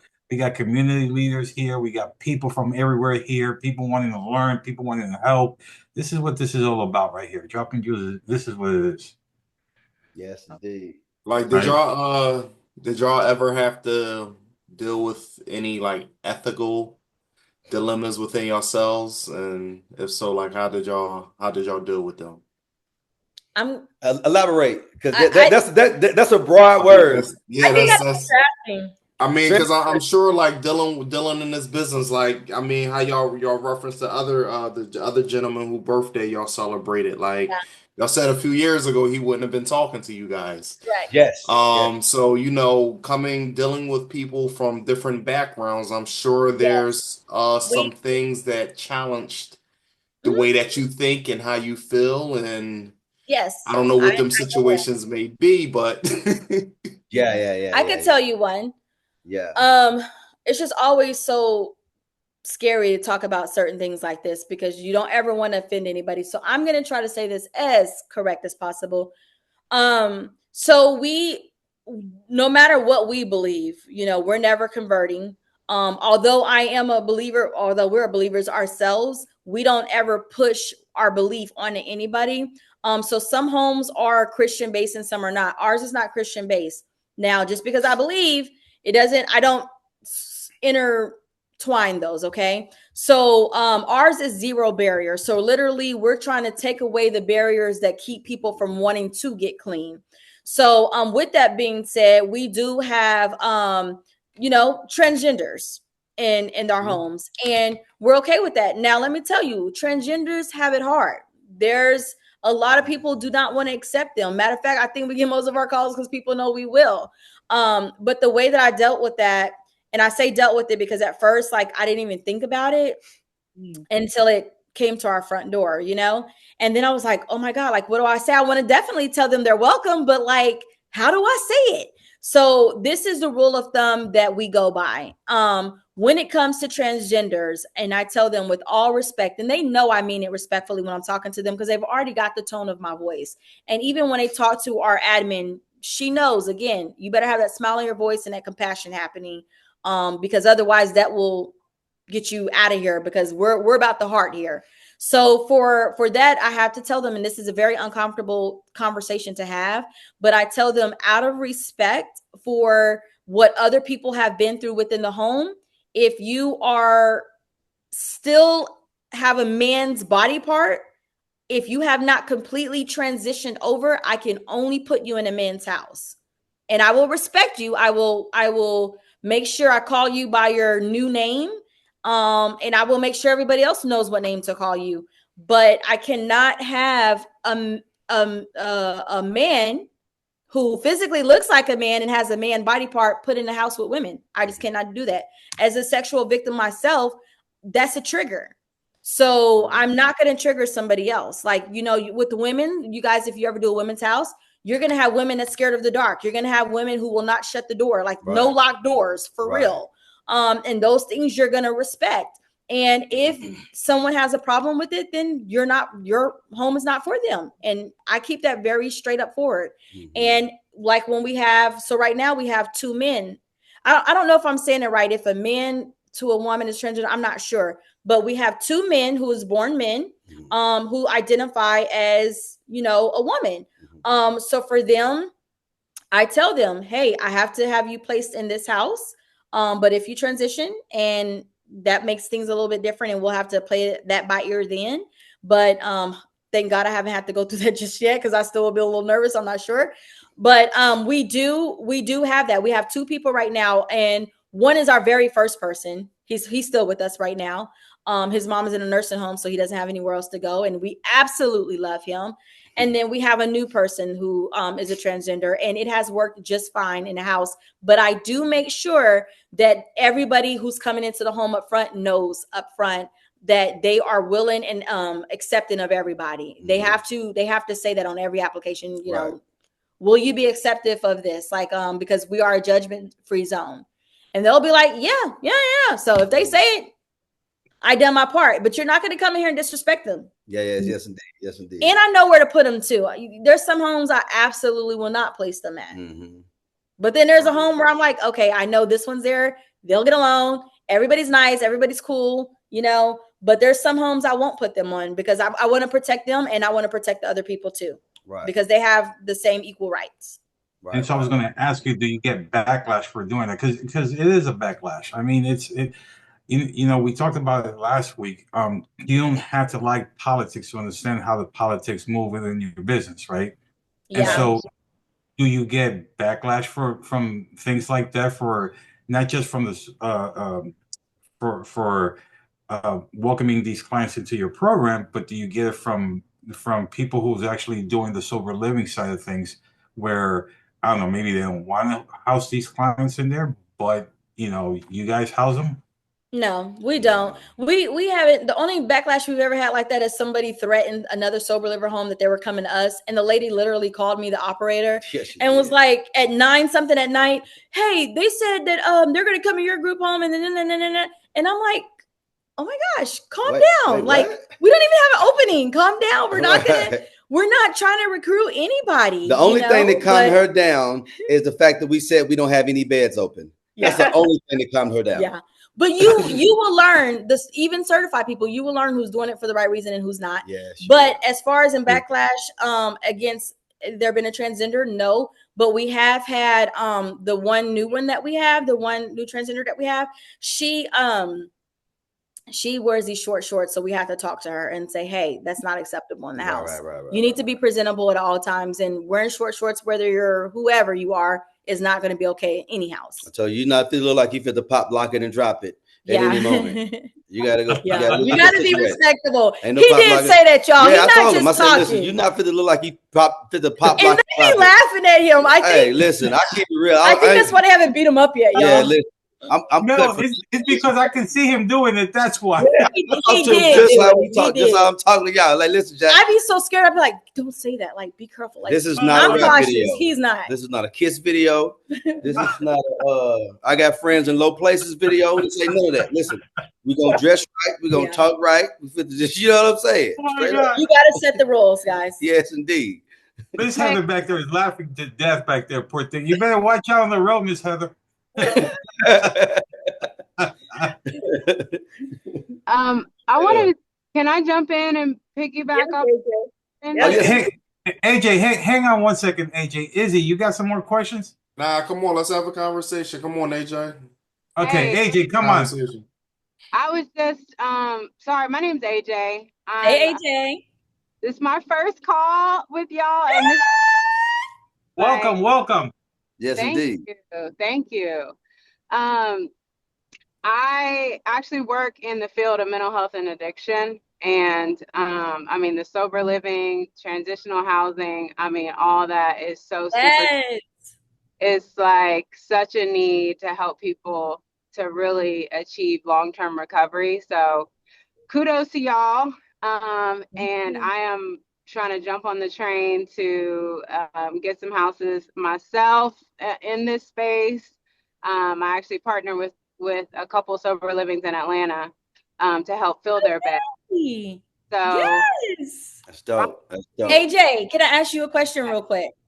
Yeah. I'm gonna make it a simple question.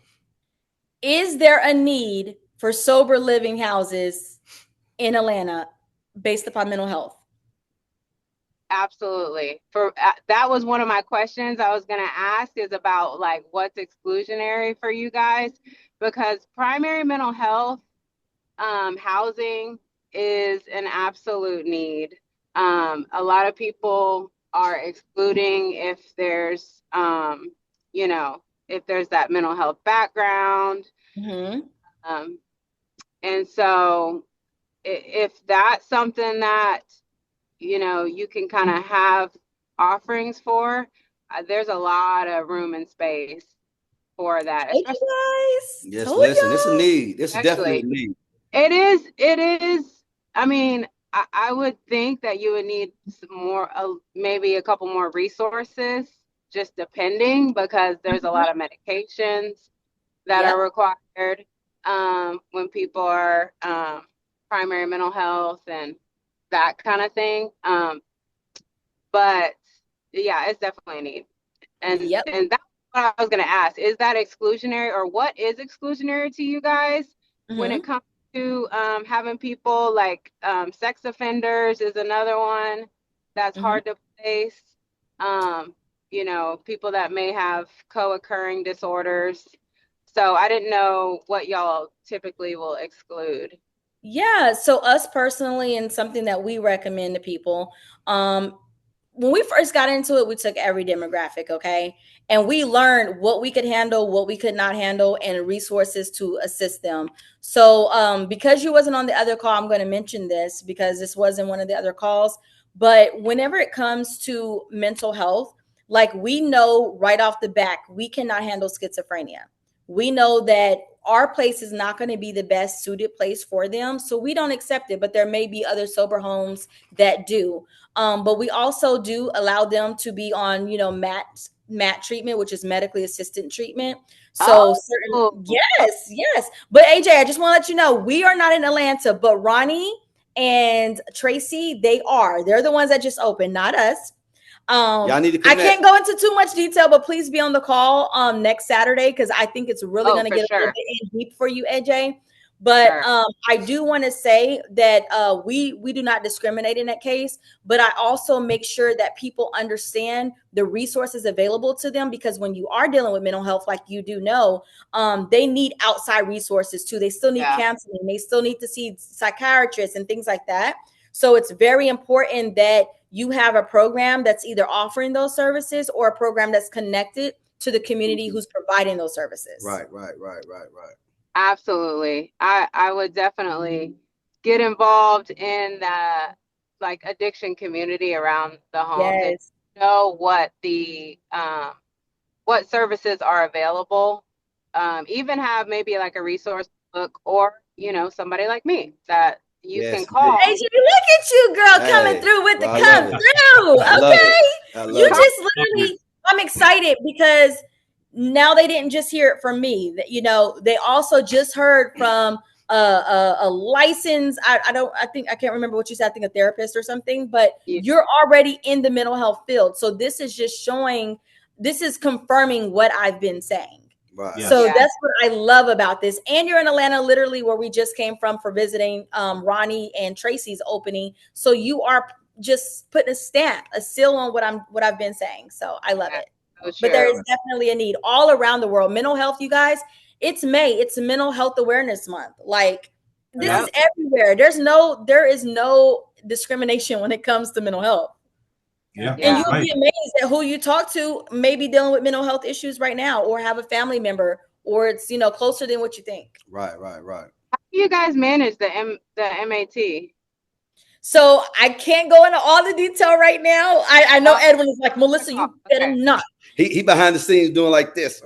Yeah. Yada. But that Week information 4. will be available. Week Yeah, 4. we got you though. Come back next weekend. We got you. I'll be here for sure. Yes, indeed. Week 4, guys, is going to be tough. And when I mean tough, I mean like really good tough. Like, a lot of love. These guys are coming back to give you guys something to think about, something you ain't going to want to say, oh, really? No, you're going to want to run with this. And on top of that, you heard it from AJ, who's licensed, so she understands how that goes around. And then on top of that, Miss Tracy again and Miss Ronnie. Miss Ronnie, they both came here, which they were incognito. Shame on the both of them, but they were here, and they actually talked and had a good experience on Wednesday and Thursday. So we're gonna bring them back next week so we can talk about how they structured theirs and how they got it together and got it up and going with these two superstars here. I just want to say one AJ, thank you so much for coming. So AJ and a couple of the other girls here on the Georgia Reen, we're a part of the Georgia Reen, or still is. So AJ, thank you. Shout out. We've been meaning to connect. Yes.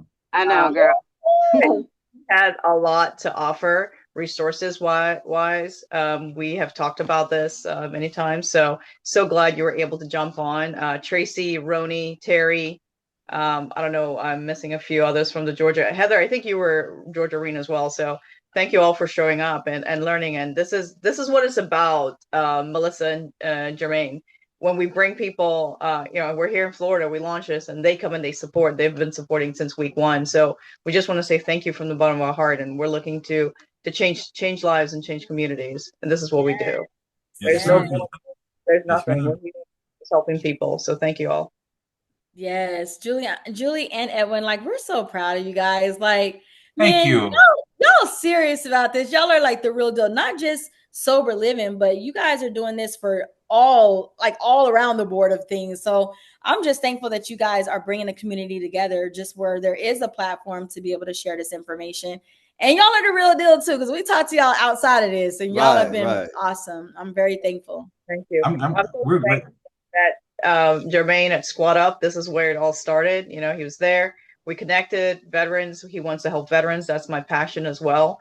So we finally connected sometime in April, and here we are. We launched this for May, doing 4 weeks to bring this incredible value to everyone so that you can go out. We need a lot of operators out there, and we just want to help each other. So, we'll be sharing in that. You guys, there's a chat, for the sober home. I think, Jermaine, you started that. So we'll make sure that everybody's in there so we can help each other and learn and grow.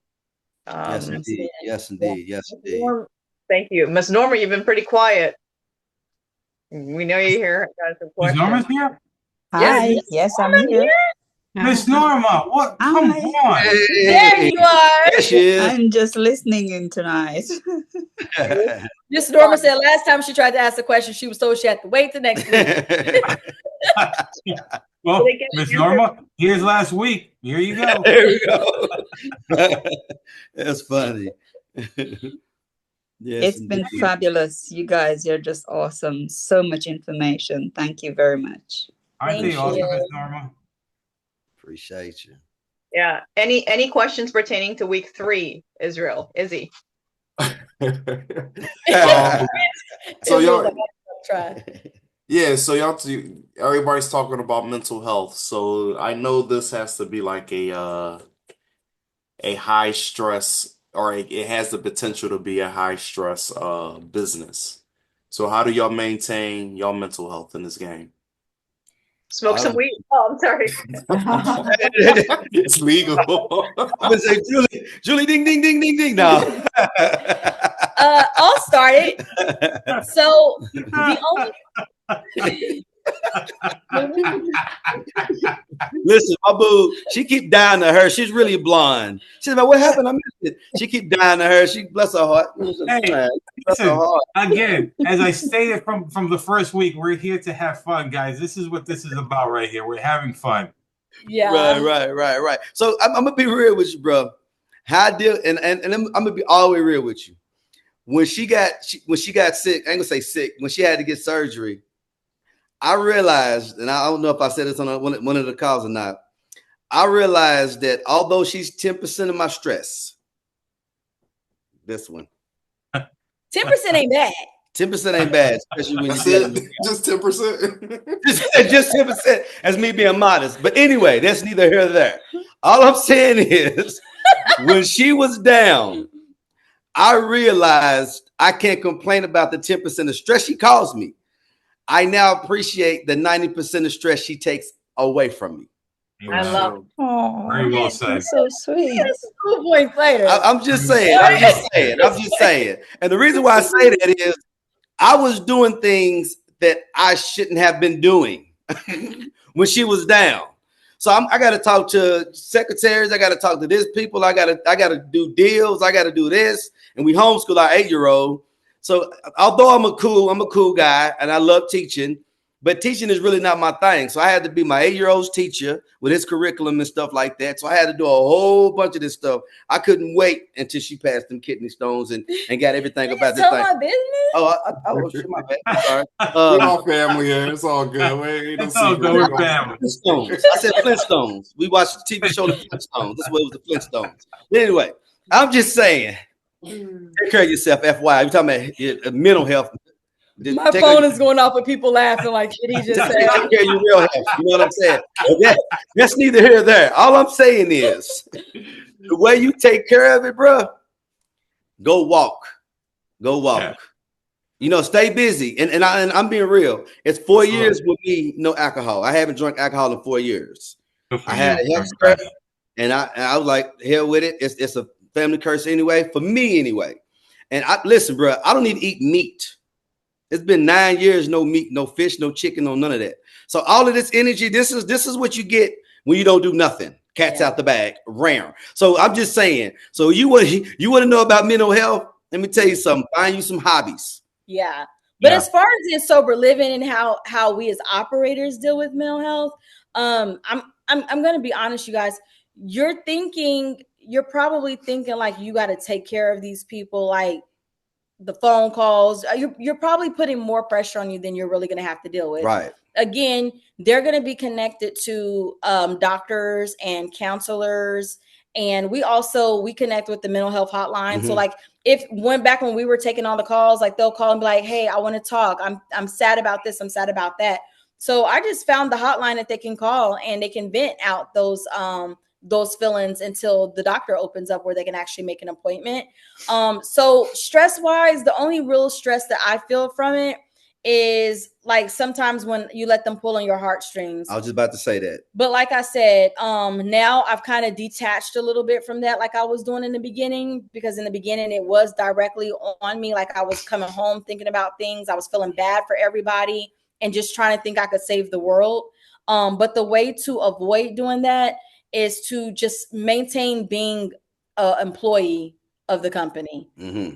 Don't go let everybody know you're the owner of it, or you will have those stresses. But have the people in place that, you know, during office hours, you can call this number and we'll direct you to the resource. But you're not having to take on the mental health issues. And also, I'm gonna say this as well. When you talk to them, it's very therapeutic for you as well. It is. Especially your weekly meetings. Yeah, especially the weekly meeting. We do weekly Zoom calls per house. Not all of them together, but we do per house. We like clockwork. Every week. It's personal preference. You do have to have house meetings as part of the standard when you're certified, but we also still attend those because this is very much where we're in tune. Gotcha. Yes, it is. Very nice, guys. Very nice. Yeah. Take that 10%. Take that 10%. Right, Listen, Julie. and don't be like me going around kicking cats when you're stressed. I'm not just saying. literally. I'm just saying. Okay. All right. He said that the night before last at the event, and people were like, "Oh, I said, no, it's a figurative speech." Do you remember that, Ronnie and Tracy? How people reacted? Like, oh my gosh. Yeah. You're a cat lover. Nah, it's playing. But oh my God. I would have loved to be a fly on the wall just to see that. Yes, indeed. Man, you guys are awesome. Listen, guys, this has been amazing. It's been amazing. Week 1 was awesome. We'll touch that on week 4. Week 2 was awesome. Week 3, obviously. I mean, Julie, yourself, I mean, your smile alone says it all. So yes, indeed. I love it. Yeah. We knew what we were doing when we structured this, right? What we didn't expect was the pour of love and support from the community, from people reaching out, people DMing us, calling us, texting us, people wanting to get more information about how to help the community, how to create this business, right? Again, we understand it's a business, how to create the business, scale it, but at the very same time, give to the community. And man, you two superstars. I mean, we cannot thank you enough. We can't tell you how much we love you enough. We can't tell you how blessed you guys are and how blessed you guys are going to be. Thank you. Thank you. We receive that. But most importantly, the love and respect between the both of you is what makes this amazing. That right there, that's your both of your glue, and it's seen when you guys talk here, when your passion, how you interact with not just us, but Mr. George, for example, and I keep bringing him up because it's who we know, right? Yes. But your other clients that you have living with you guys, the stories behind that, the stories with, for example, Miss Ronnie and Miss Tracy, the people in Texas, the people in Oklahoma, and everywhere else you guys been. And so I'm pretty sure I can speak on behalf of Julie when I say we are excited, not just to work with you, but to have you down here with us, where you get to meet Izzy and you get to meet Ellie and the South Florida crew. And maybe we got the lighthouse in the house. You get to go up to Montana and hang out with Jennifer and Jordan and you know and create some more loving memories along the way and help people along the way, you know. And so I'm going to end tonight with telling you guys that we love you very much. We respect you guys very much. We love what you guys are doing. You guys are going to get a huge amount of blessings because, like you guys said before, what goes around comes around, right? But in your case, goes around comes back tenfold. It's going to come back, and it's already coming back. It's Atlanta was a primary example of that. You guys walked in there, didn't expect to see what happened, and it happened. Yes, that was major. Yes, we was blown away. They definitely represented like Atlanta always do. I love that city. That's ATL for you. That's ATL for you, right? And so, and that's. Hey, listen. Hey, let me tell you something now. Now, y'all giving me a reason to come to Florida. That's right. But why she hate when we go down there? But listen, I need some palm trees. So, hey, we got it, baby. Oh, now, yeah, man. We got palm trees. We got the palm trees down here. But guys, before I pass you guys on to Julie, I'm going to tell you guys that we are very proud of what you guys are doing and with the passion you guys are doing it. So, yes, there's going to be a lot of hardships. We know it. There's going to be a lot of headaches along the way. There's going to be that 10% that Jermaine was talking about earlier, Yeah. but there's going to be that 90% as well. So again, that love and respect you guys have, hold on to it and run with it, because that's your blessing in disguise right there, right? Appreciate you. I love you guys. We will talk very soon. Thank you for coming for Melissa's saying season 3. Season 3. This is season 3. Season 3. Can't wait for season 4. Guys in the community on our chat, come back for season 4 because they are coming back with a little gift. I'm going to leave it at that, with a little gift. And this time we're going to have Miss Norma, Miss Ronnie, Miss Tracy on the camera. No incognito. That goes for you too, Miss Norma. This time on week 4, you can ask all the questions you like, Miss Norma. Yes. I'll get them ready. We're gonna be cutting you off, Izzy. Yeah, you can ask even you, Izzy, you can ask all the questions you want this time. It's all no hold bars. Right. Doors open at 6:45. Yeah, so we're gonna start at 6:45 so everybody can network. The Walkers are walking at 7, and game on. Game on. Game on. Anyway, Let's do Okay, it. when are you guys coming to Florida? Week 4. I just put it in the chat. Soon. Week 4. Oh, okay. Week There I 4. go again. I'm scared like Julie. I don't know. Stranger danger. Week 4. We're just gonna do this. Week 4. Hey guys, Week 4. Pose up. On the yayo. You know what I'm saying? And there's always replays. They always post replays. So Zara is going to miss the season finale. Don't worry, it'll be recorded, guys. But I just want to say thank you guys from the bottom of my heart. We really appreciate it. This was so much fun. I enjoyed doing this and sharing this and you all being here and everyone in the community. I mean, we got Florida, we got Georgia. Angela looks like she's in Mississippi. Where else do we got? Montana. Great. Angela's pretty quiet, but I like her background. Yeah, So she vibing. Go, Angela. yeah. Love you guys. I'm from Montana. Love you guys. Thank you. Oh, yes. Montana in the house. Thank you. Yes. Bye, everyone. Thank you so Have a good much. night. Bye-bye. Good night, guys. 4, guys. Week 4. Week 4. Week 4. Here we go. Week 4. 7 days from now. Take care, everyone. Yes, indeed. See ya. Bye. Good luck and have fun. Thank you.